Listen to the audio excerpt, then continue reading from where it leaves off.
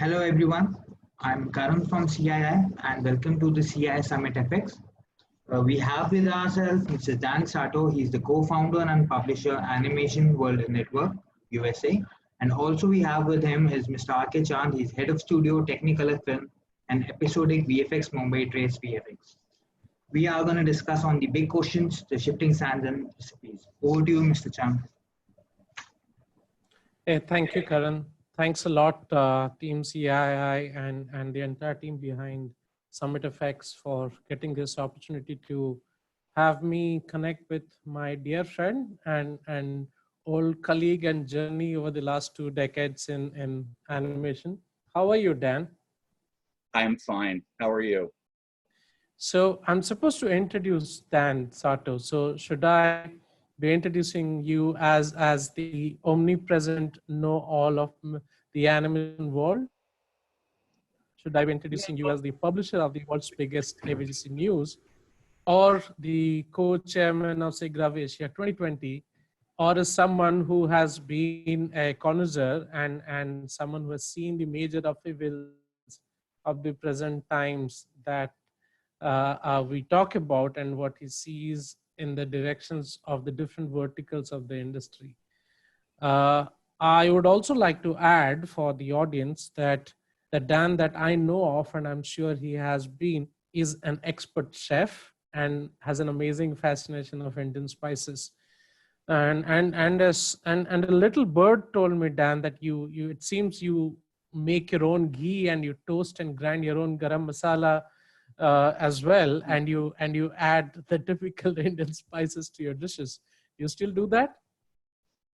Wouldn't be Indian cooking without it. So yes, I do. My family thinks I'm a bit odd that way, but I couldn't do it any other way. So. Thank you so much, Dan, for doing this, and I would love to hear from you more about the big questions in this completely surreal times.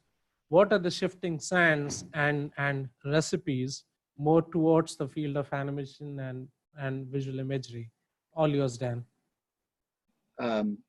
Sean, as always, it's even though we're not sitting next to each other in Annecy, it's good to see you, hear your voice, and thank you for the introduction. I want to thank Biren Ghosh and everyone at the conference for inviting me.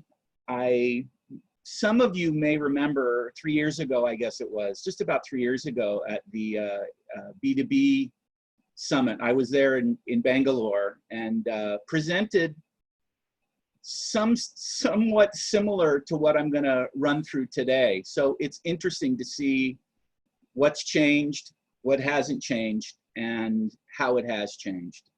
So there's a lot to cover, and we'll only be able to cover a very small amount of it. And I'm guilty with regards to these types of presentations of trying to blast through a lot of material, fair number of slides, a lot of text on those slides. So I kind of apologize in advance for trying to cover quite a bit of material. Obviously, we're in some unprecedented and unknown times right now.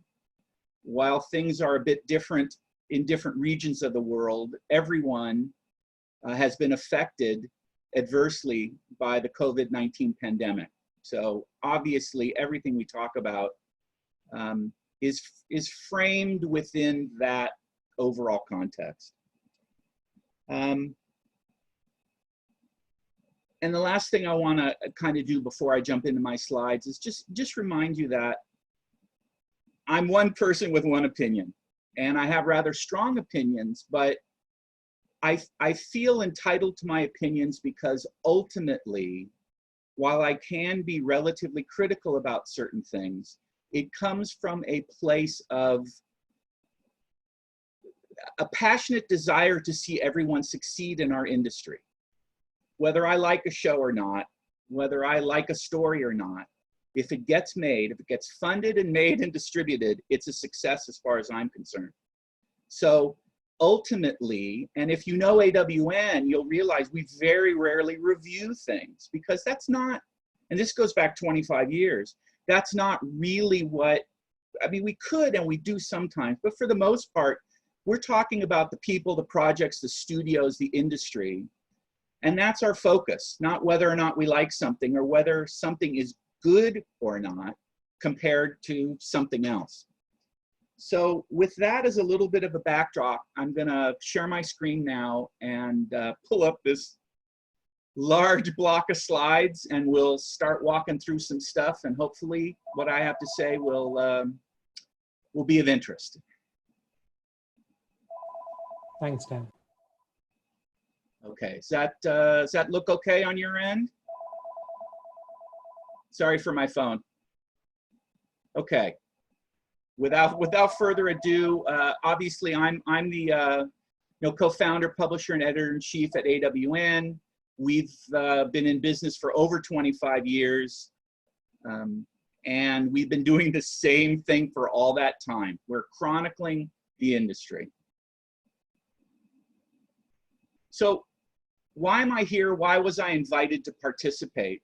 And basically, I'm kind of a vendor neutral observer, because we cover everything, we talk about everything as much as we can, and our perspective is to let people decide what's important to them and try and make sense of it based upon how we present it. I'm often asked to kind of talk about topics that I say the 35,000 foot level, the overview level, and try and start from some type of broad contextual basis before digging down into some details. I try and help provide some perspective from an international standpoint. Obviously, I'm based in Los Angeles, and it's hard not to have a certain Western bias, but I travel extensively. I've spent a couple of years, over a few years, time in China with projects and media projects and such. So I have a relatively open view about what's going on in various places. And often I'm the person who kind of paints the harsher kind of, not ugly, but kind of the harsher picture of things, not to dissuade people, but to make them, to help them firm up their resolve that this is a tough industry and I'm going to need to be tough, but I love this so much that I'm ready. I'm ready for whatever challenges get thrown at me. And I'm also here because I probably watch more bad animation than all of you combined. And that's a highly subjective assessment, but trust me, I have. So what are the goals for this presentation? There's only so much we can cover. I'm going to cover a number of areas, kind of providing a basic snapshot of the international animation visual effects industry. As I mentioned, obviously within the broader framework of the pandemic, I'm going to focus a lot on features and kind of TV streaming business, because that's where much of it is at. I'm not really going to touch on things like short films and music videos, commercials, things like that. We're going to talk about some challenges, both in general, internationally, and challenges for Indian producers. And hopefully, after going through all of this, it will further excite your imagination by sharing some of my passion and love for all things animated, which really, if you knew what I do day in, day out, you'd know that if you don't have a passion for it, you'd burn out very quickly. So here's a 900-pound gorilla in the room. Obviously, everything is impacted by this pandemic. Some things more than others. Some things we're guessing how we'll come out of it. Some things we assume will be like they were when we come out of it. I think it's safe to say that some things will change and won't go back the way they were. We hope some things will. One of the biggest, some of the biggest kind of things coming out of this pandemic is that the theatrical business, as one of the leading economic drivers of our business, has taken a huge hit. And we have no idea how that's going to, what that's going to look like. In the United States, cinemas have opened in China. Cinemas, for the most part, are still closed in the United States and other places. When they come back, as they come back, there's going to be distancing rules and such. So who knows how quickly and to what degree the international box office will return. It's also meant that when we read about certain live action productions are starting up again, Avatar is starting up again, et cetera, what does that really mean? Well, it's very halting. The productions are starting up again. And for the most part, with safety measures in place for on-set for on-set shooting, there's going to be fundamentally, these live action shoots are going to change. Who knows if they'll ever go back to the way they were, let alone from an economic standpoint, the financial risks involved, getting insurance, things like that. The whole business is in tremendous flux. And while studios have pivoted quite quickly out of necessity to continue the productions they were on, both visual effects for live action and animation, the visual effects business has really taken a much bigger hit than animation, which will be a big part of what I talk about here, because the live action has shut down. So when the when kind of the pipeline for projects finished up, everybody's kind of waiting. There's been a lot of layoffs, more in the big studio and some of the visual effects folks. Some of it has been furloughs, some of it has been full layoffs. Everybody is scrambling. But on the animation front, as we'll talk more about here in the next few minutes, the animation business just feels like and seems like it's absolutely booming.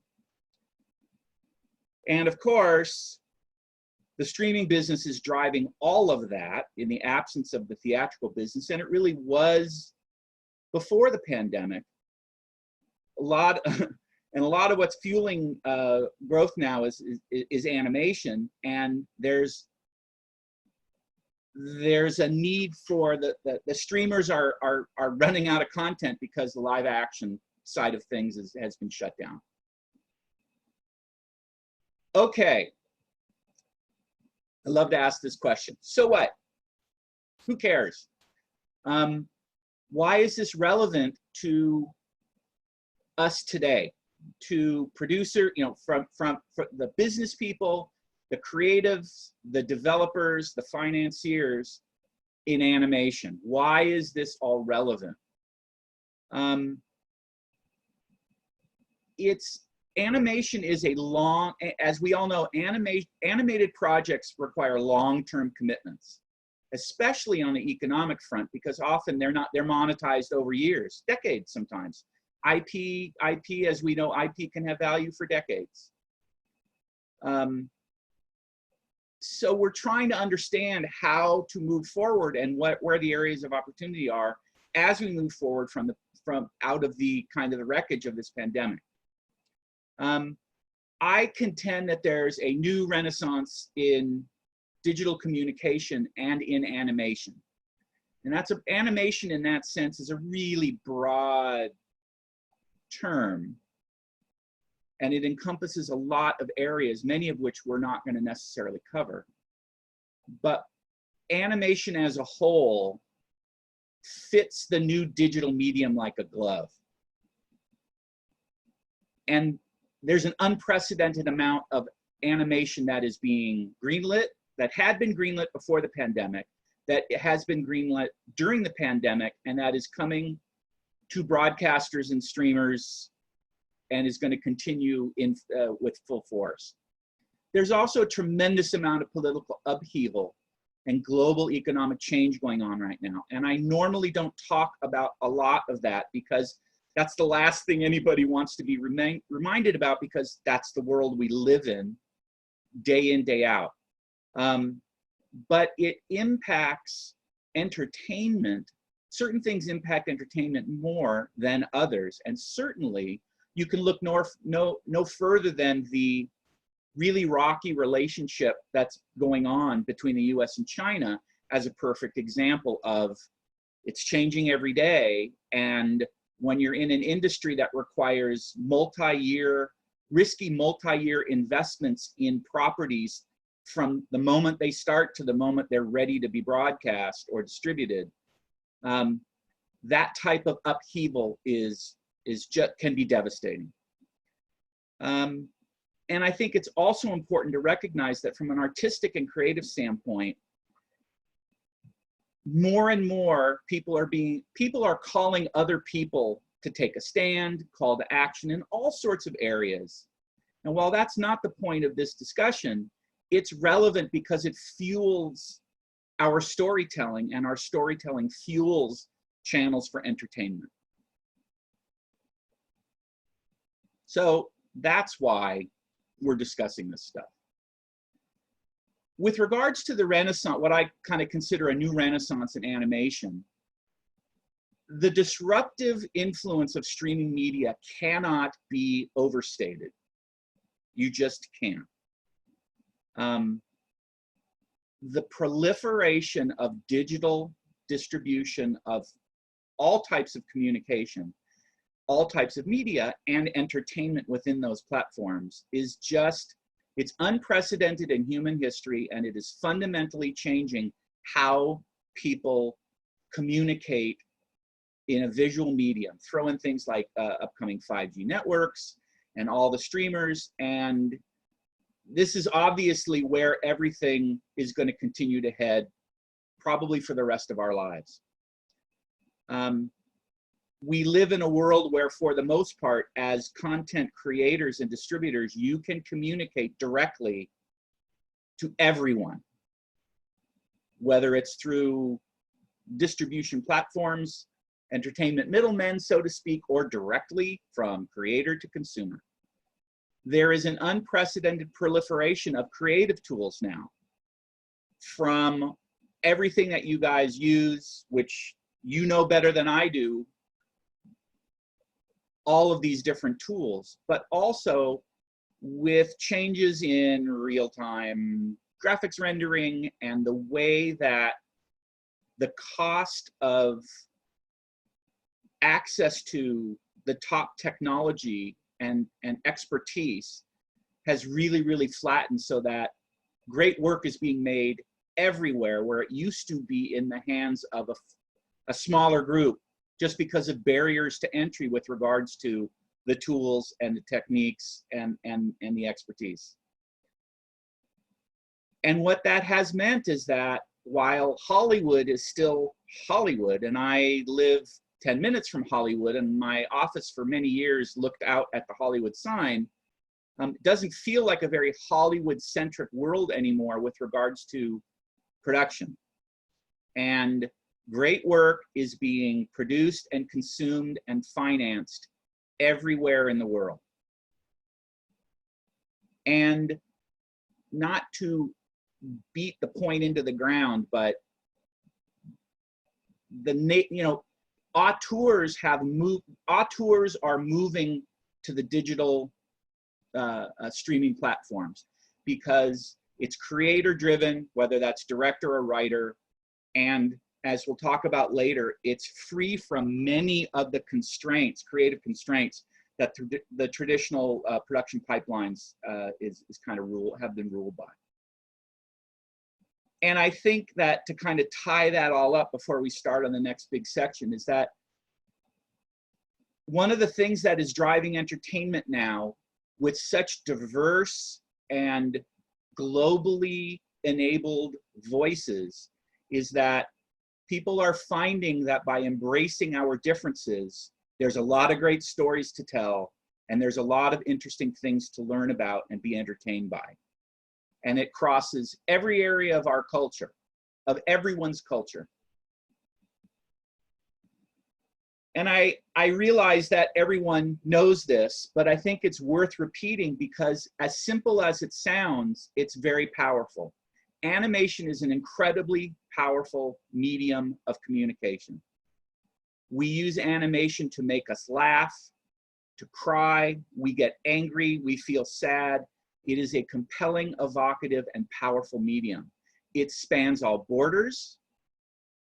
You can communicate without words, just visuals, in extremely effective and evocative manners. It spans all cultures and politics, and more important, and as important or even more important, it is everywhere, and it's used to convey every type of message and emotion.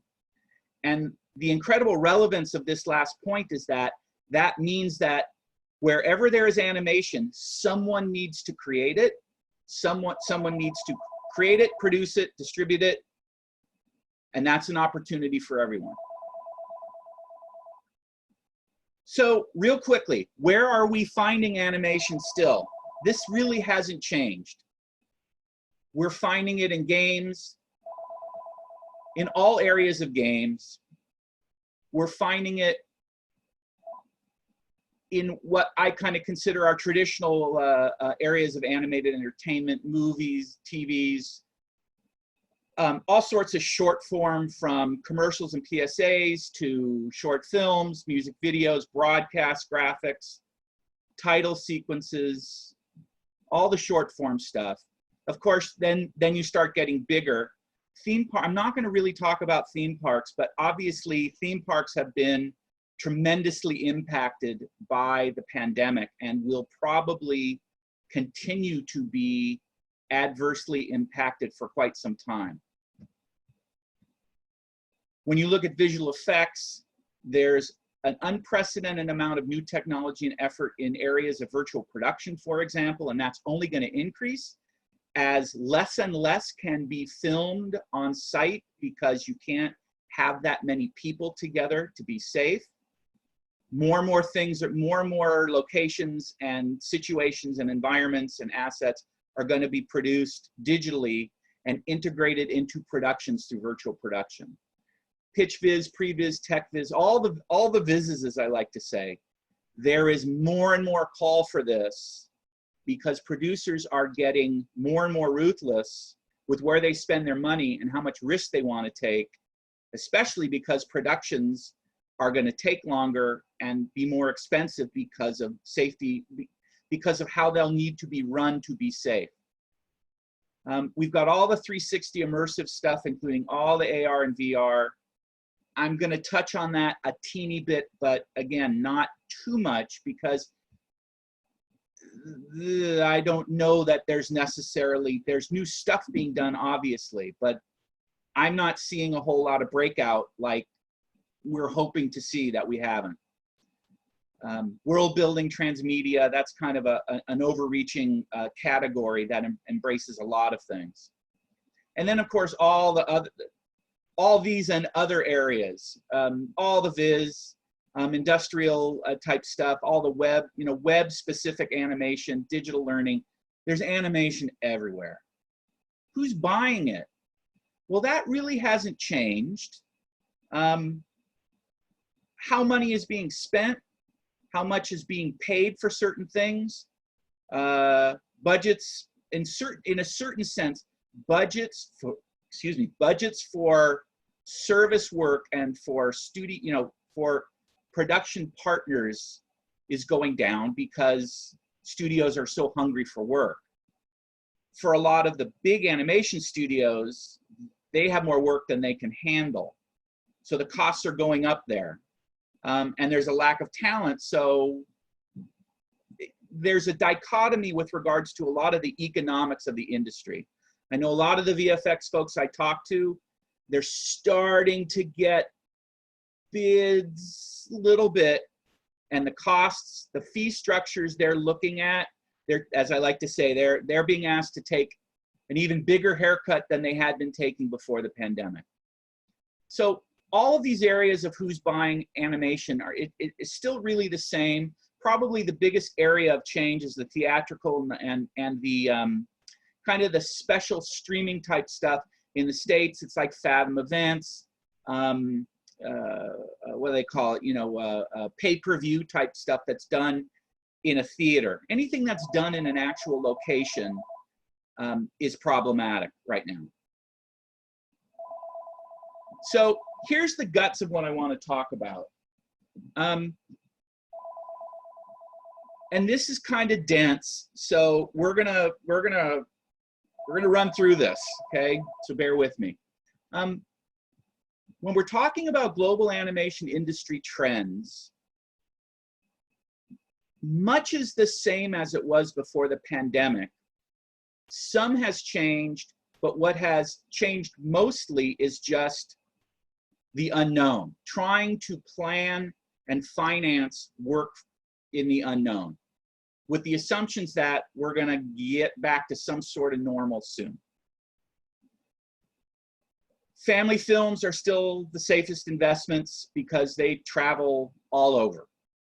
You look at films coming out of folks like you know, Netflix, looking at a film that's coming up, Glenn Keane's Over the Moon, as a perfect example, a film that may have been made regionally, but it's designed for an international distribution. And it's a story, even though it's set in China, it could be set anywhere. There was a trend towards these, I call them mid-range, high-quality CG films.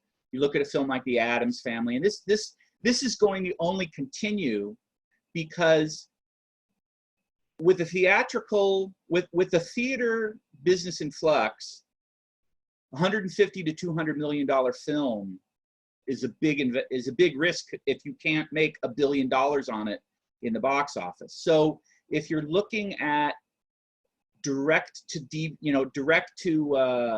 streaming releases, limited theatrical release, films in the $30 to $60 million budget range, those are the type films also that would get made by a streamer. So there's production in those areas, but the high-end market with regards to the real returns on a film that you can make by having it be a blockbuster, that's really changed. That's probably the biggest change. And that was happening before the pandemic, and it's certainly coming out of the pandemic. As I mentioned, there's a lot of advances in real-time rendering and virtual production using game engines and other high-tech tools. There's a lot of cloud-based production right now, so the costs are coming down.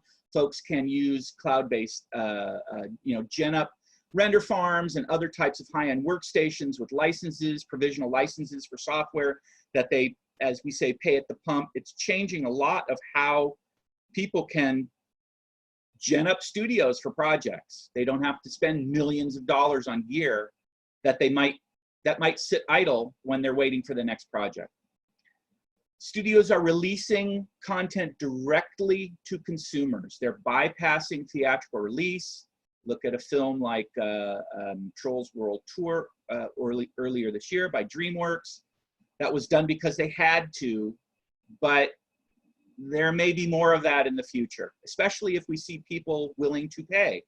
Mulan is coming out later this month on Disney Plus, but it's going to be a premium purchase, I believe, of $29.95.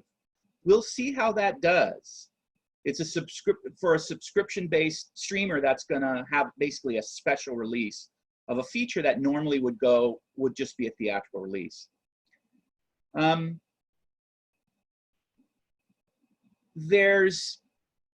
It's still hard and is going to be even harder with the theatrical business impacted to cobble together any type of international distribution, a market at a time for films. There's still quota systems and increasing content control in China. And I mentioned China just because outside the United States, that's the biggest box office destination. And who knows? That's a big who knows day to day. There has been limited success of Asian feature films coming to Western audiences.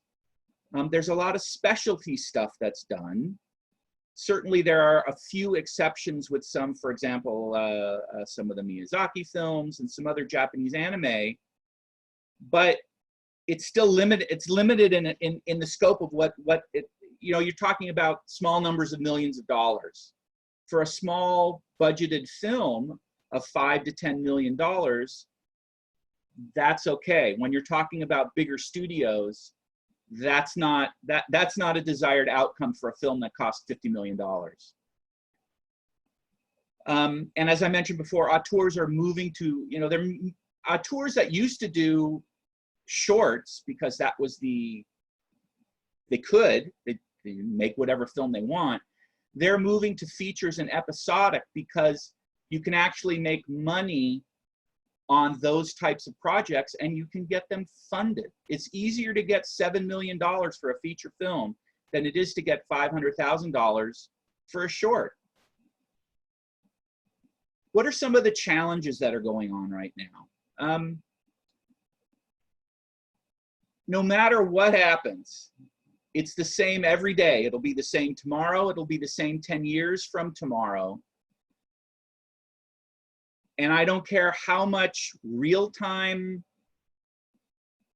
animated tools there are, how much computer animation is innovated using AI to do a lot of the guts of it.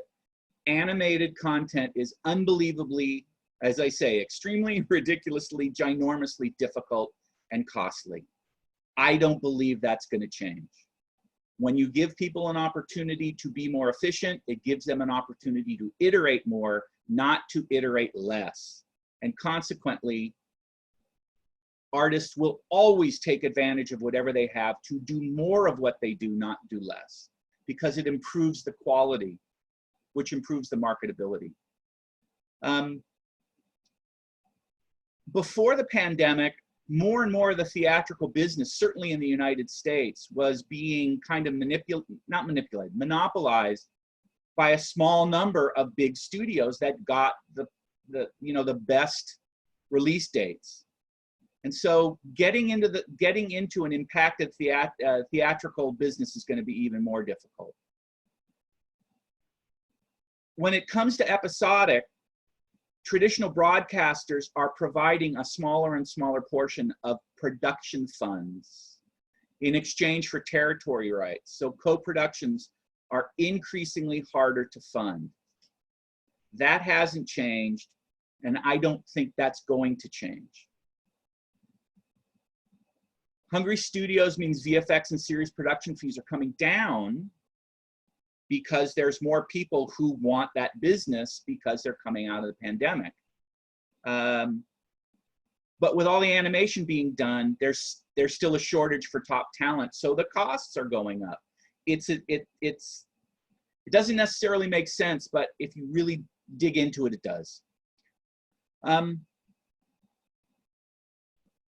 More avenues for program distribution means more opportunities to make less money because the streamers, everyone is trying to figure out how to make money on subscription fees. At the same time, they're in this huge rush to stuff their program, their programming slates with content, and that content costs money. Whether they license stuff that's already produced or they take part in the productions from a budget standpoint.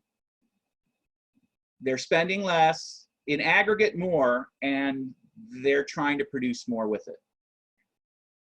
There is a glut of animated content coming from everyone and his mom, including a lot of adult animated comedies for Western markets. There is an unprecedented amount of animation that's being, that's in process right now. Here's my one VR point. You look at stuff being done, a lot of it is really innovative and very cool. A lot of it is not that interesting to me. I know others would not agree, and some will throw stones at me for this. I still think we're obviously waiting to see, and we'll keep waiting to see. But it's not the barn burner that everyone had hoped it would be. And the last point I will make on this is that there's a sameness that has crept into the CG animation business, and so much stuff is just, it looks the same, and that's unfortunate. The competition is growing fiercer every day. I think everyone recognizes that.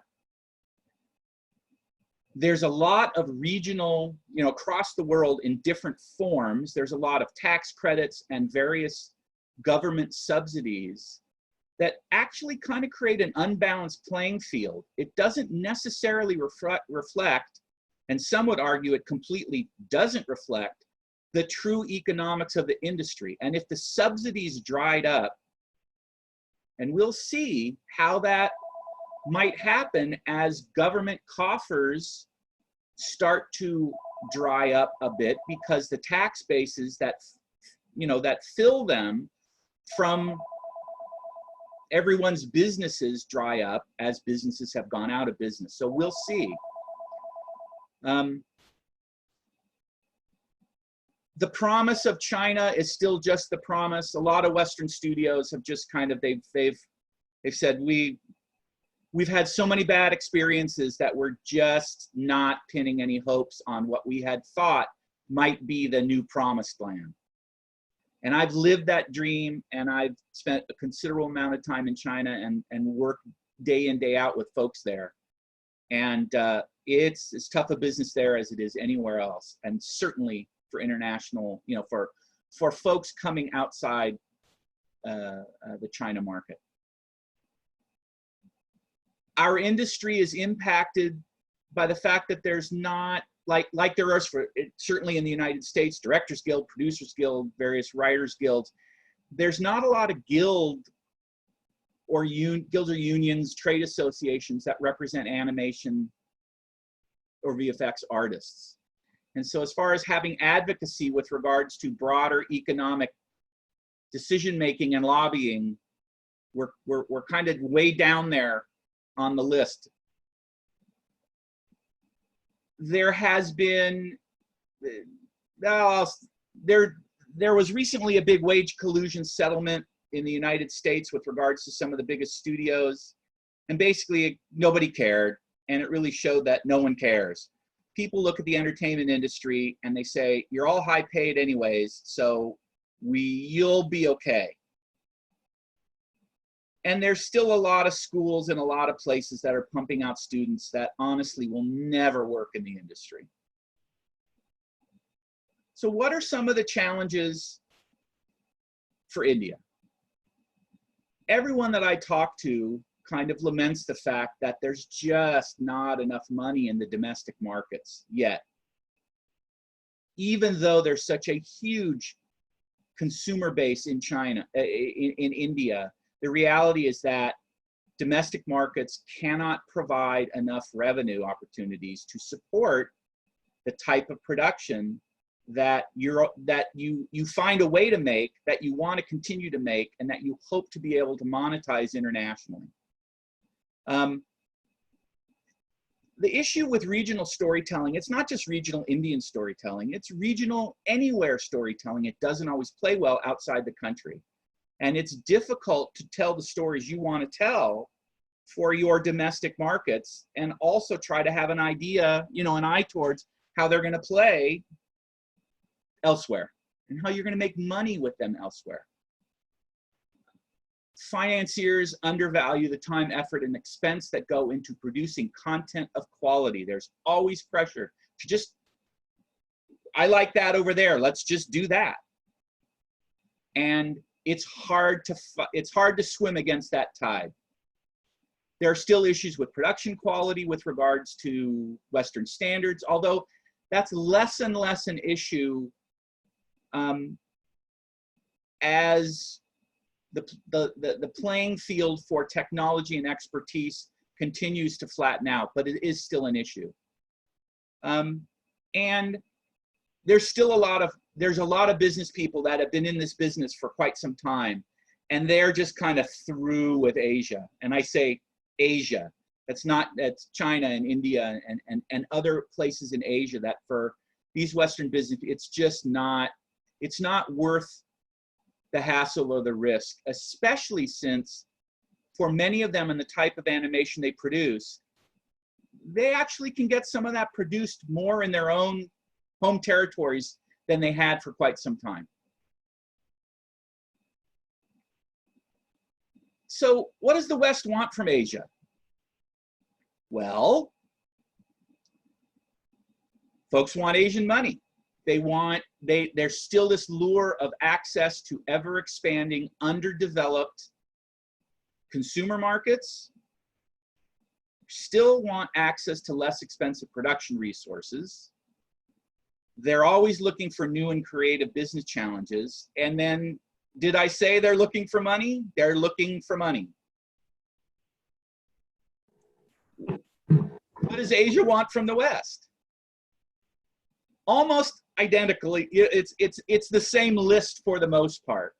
The only difference is that folks in Asia and folks focusing on India specifically, they profess a need, they want to access the international business acumen and creative and business and production expertise that the West has in abundance. And they want new creative business challenges, and they're looking for money as well. The last part of what I'm going to speak about today before we go to questions is really the crux of where I see opportunities across the board in the future. And that is, I say TV and streaming video on demand. It really is streaming video on demand. The broadcast and cable networks certainly are still very big, but that's changing as well.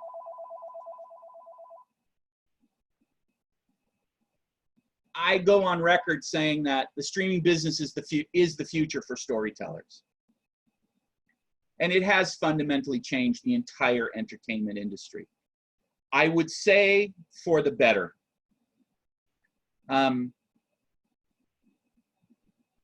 Because the world now is your audience, not just a local TV station or theaters in a region. More than just we can have a show that the whole world sees, we can make money and the streamers can make money on shows that just cater to a very small niche of people that like this type of story or that type of story. We like science fiction that's set, you know, we like shows that are about the medieval world. How many people, you couldn't release a film to the masses necessarily, but you could reach a group of those folks through a streamer. The streamers are providing production funds in some cases, and they're certainly licensing content that has already been produced. It does limit your upside potential because there's no profit participation potential unless you retain or part of the distribution side of a property outside of where it's being streamed. There's an increasing amount of competition. This year has been the year of the streaming explosion between Disney Plus and HBO Max and Peacock. And that's just kind of, they're certainly US centric, but they're everywhere, let alone Amazon and Netflix and all the other players everywhere else in the world. This was happening before the pandemic, and it's moving very quickly. Artists like the freedom and the budgets. The budgets for theatrical quality visual effects in many of the higher level shows, pretty substantial. It's hard work because it's 10 hours of visual, it's 3,000 shots over 10 hours of material, you know, of episodic content, for example, produced in 9 months, as opposed to 1,400 shots produced over a year and a half or 2 years. but the quality is fantastic, and that's only going to increase.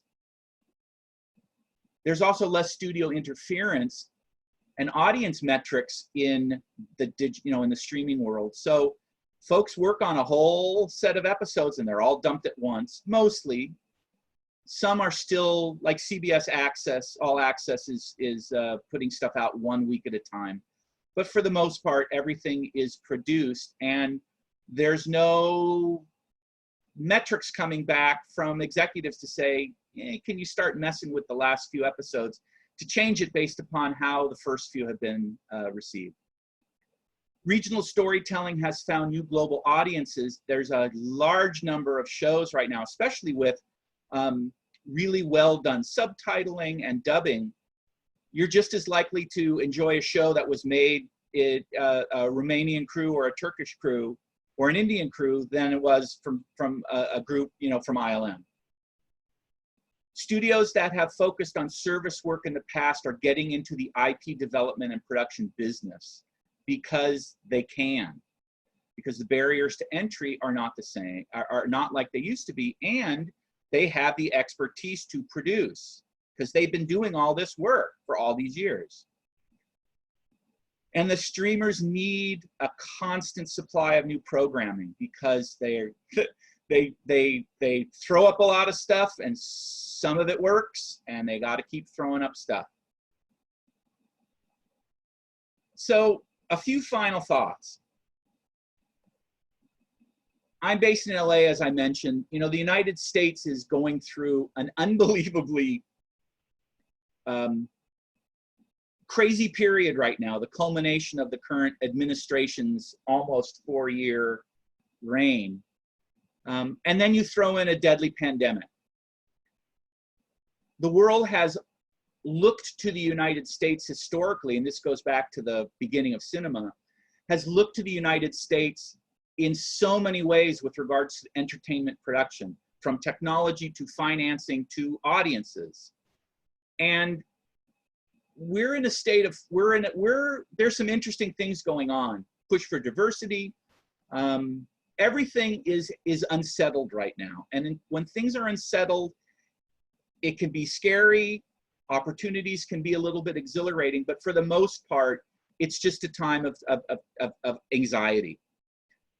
As voices struggle to be heard, people are embracing and confronting intolerance in their homes, places of work, even in their own thoughts. What serves for storytelling now, what ideas and stories that people are focused on now have undergone some significant changes. And that's yet to be seen where the opportunities will come from because of those changes.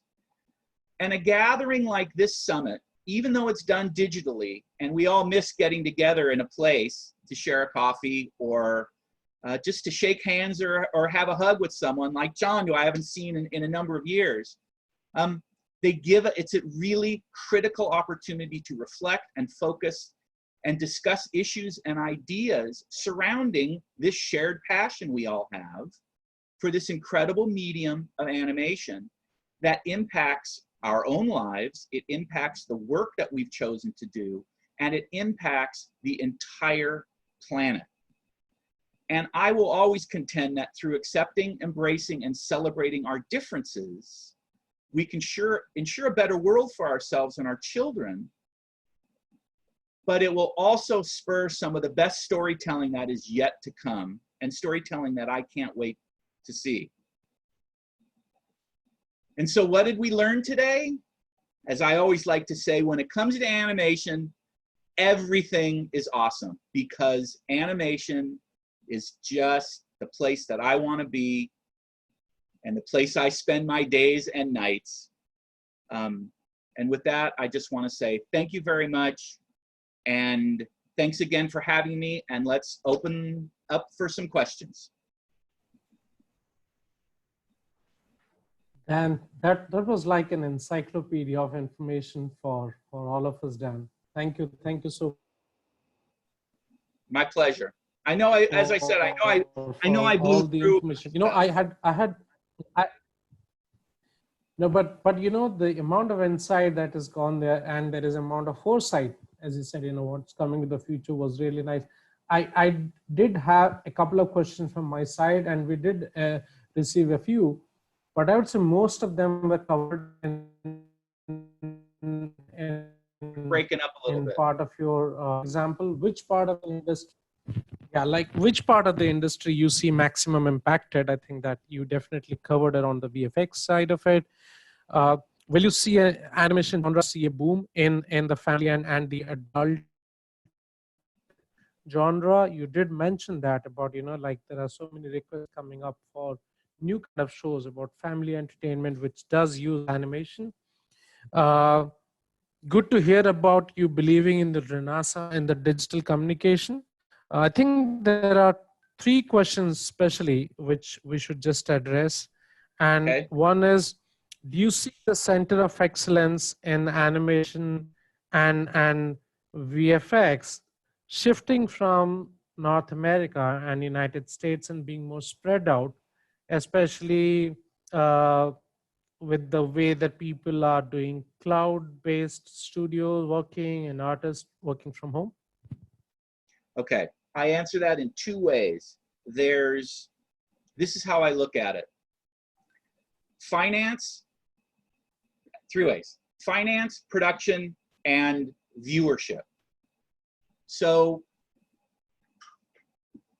the center of the center of the business is going to be where most of the money that writes those checks, that starts the production process, where that's coming from. Much of that still comes from Hollywood when it comes to theatrical and, you know, the TV episodic type stuff. Certainly there are other hubs, but for the most part, the United States still is the main market where we don't need to do international co-productions to get stuff made, because there's enough money in our domestic markets to pay for it. So that's why it's not as dispersed as it is when you look at the EU, for example. There's money coming out of film funds and government funds in every country in the EU, as well as in every area of Asia for the most part. And so a lot of that stuff is still driven by governments, whereas and that goes into the historical nature of media production and control of media as a government tool, going back to, you know, when radio, going back to when radio started, let alone visual media. So the government has always had a hand in what gets made and what gets played. In the United States, the government doesn't determine what gets made and what gets played for the most part. There are certainly some censorship issues, but not when it comes to, but that's only for government airwaves and the digital world. So that I don't think is changing that much, where the money is coming from. From the production side, with especially, it was leading that way, it was going that way leading into the pandemic, but certainly coming out of the pandemic, the cloud-based remote production is certainly here to stay. I think as soon as people can, there's a lot of production that it really, really helps when you're looking over each other's shoulder. So I think that will come back to a certain degree, but I think there will be more distributed, remote, cloud-based production that goes on, even if it's smaller satellite studios. I think that is here to stay. And then certainly as far as distribution, where people are viewing it, people are viewing animation literally everywhere. And as soon as 5G starts to hit, they literally will be viewing the fattest content everywhere, because it'll be easy to get. So that's kind of how I see this all broken out. Yeah, and one question, what's your opinion in work from home? Do you think it will foster more creativity?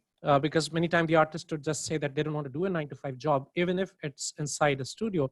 Do you think it will foster more creativity and reduce costs, especially for independent independent studios or development studios?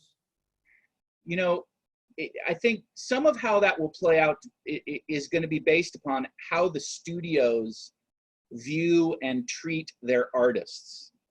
And that's not a new thing. And some folks would say, no studio treats their artists well. And some would say, there are some that are treated very well. Depends who you talk to. But what I mean by that is, the studios will use whatever pipeline makes the most sense based upon what they're trying to produce and make money from. Agree. Certainly in the United States, with the push towards this, which many, including myself, feel is kind of a deleterious expansion and disruptive reality of the quote-unquote gig economy, from folks that are delivering packages for Amazon to folks that are driving for Uber. That's only been exacerbated by the pandemic because everybody is staying at home and everybody needs everything brought to them. So I think that there's the potential to take a situation where you can cut some costs by not having everybody have to drive in to work in one big bullpen. But that doesn't necessarily mean those costs are going to enable greater creativity from the part of the artists who actually can work remotely when they wouldn't be able to go to that studio. I think I think a lot of studios will just use that ability to save money by just doing the same old work they do and just spending less for it. Maybe they will make a bit more money for it. But I think the flip side of the coin is that we're seeing a lot more really interesting creative work that was done by folks that were locked down during the pandemic because they need to create. It's like, what am I going to do? I'm a creator. I've got to create. And so they do have access to much of what they had before, including setting up home motion capture studios. Yeah. And thankfully they all have good internet. So I think that will only increase. And for certain gatekeepers, and I think new gatekeepers will come up with their own channels within streaming platforms, they will champion the work of more independent people because the quality will be there. Yep. So that's my answer. That's my long answer to that question. Yeah, I like that guy, right? Who did the VFX in camera, and the Disney had in fact saw that video on Twitter, right? And kind of tweeted on there. And I think the digital economy and the way that access to independent creativity has fostered in this time, in this last 5 months, might really ignite some new ways for content to be created. Maybe the formats might change, right? The formats might become into a short format consumption driven with the TikToks and the Instagram Reels and other formats coming in as a new format for telling stories as compared to just the OTT platforms and the streamers. That was my question. I think that is one part that I thought would like to pick here. I completely agree with you. And I didn't focus on the artist-driven side of this too much because my focus was more on the, the kind of the business producer side of things from this type of a conference. But I had my last year at SIGGRAPH Asia in Brisbane and the previous summer, last summer, both at a couple events back to back in Korea. I really had my eyes opened to new areas, big areas of animated content production that was being monetized in these regions. Motion comics, digital characters, digital avatars, concerts with all digital real-time characters, esports. There's a lot of areas that you don't necessarily hear. They come out of the fact that in these areas, artists have not had the financial base to produce content on par with what's being produced elsewhere. So, but they need to create. And so they've created a lot of new opportunities for new types of content. And when you look at real-time engine, real-time graphics, engines and rendering, and a lot of this new technology, what had been kind of these parallel areas of content development, they're intersecting more and more. And I think you're going to see more and more people being able to kind of cobble together some sort of a living by creating, their own projects that fit into these areas that are not the traditional theatrical or SVOD pipeline. Yeah. So I agree with you completely. Definitely. I think we have really run out of time now. Dan, we have time for one last question, maybe. And anybody, I mean, I'll stay as long as you keep keep the broadcast on if there are any questions. Yeah, so there is one question that I think had come actually from a friend, and he didn't ping there. 1 second, and he had messaged me in between when that slide had come up. Do you feel investments and commitments of development studios into the IPs will reduce, or do you think it will increase? Because these are all long term, right? They all take 5 years, 10 years to come to the stage of kind of fruition. And you have seen it more in California than anywhere else. Do you think in the current scenario of the economic scenario that the industry is in, do you feel the investment and commitments of businesses into development work and to development studios, which are not full-fledged production studios, into IPs, do you think it will reduce, or do you think it will grow? That's a good question. And I think and see it growing, but it's not something that you can just click a link on to see who's doing that. A lot of it is done in the back rooms. A lot of it is done through folks, their own networks. What fuels it all is just the fact that, for a lot, we're not talking about the traditional IP investments from the traditional stakeholders that are always looking, they're licensing books and they're licensing existing content to then bring to, the visual world. Yeah. A lot of investment is really done. It's more vanity investment. Folks get ideas, folks see things being made, they see the proliferation of animated content, and it's like, well, we have a good property, we have a good idea, we could do that, we've got the money, I've got I know some folks with money, they invest in all sorts of things. So there's that, but there's also everyone who's got skin in the game, as we say, in entertainment, is looking for the next big property, because that still fuels the kind of dollar signs in people's eyes, which is why they're always going to markets, they're always scouring the news, they're always looking on, on social media, they're checking to see who posted some interesting little thing. That's their business. They're chasing potential IP everywhere. When they see things, there's money. They will put money towards development. They'll put money towards licensing ideas. They'll option things. That has not and will not change. If anything, that's going to increase because of all the streaming the opportunities in all of these streaming platforms that are new. Those are new opportunities the last handful of years. So I see that increasing, not decreasing. That doesn't mean it's going to be easy to find or any easier to get. And it doesn't mean the job of IP producers is any easier in pitching and articulating and coming up with ideas. But it's out there. Yeah, excellent. Thank you so much, Dan, for your answers, for the insightful session. I'm sure the presentation is going to be very useful when people see it, even more in the format that will be shown as the recorded versions maybe later, once we kind of have a word, spread the word around about the sessions. But thank you so much.